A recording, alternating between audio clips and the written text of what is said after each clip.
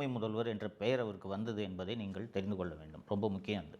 தோழர்களே, 19 ஏப்ரல் 2022 அன்று Chennai secretariat colony police ஸ்டேஷனில் ஒரு கஸ்டோடியல் டெத்து நடக்குது.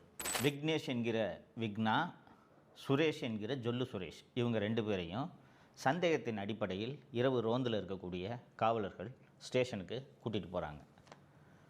இந்த விக்னேஷ் என்கிற விக்னா யாருன்னு பார்த்தீங்கன்னா, பீச்சில் குதிரை ஓட்டுறவன்.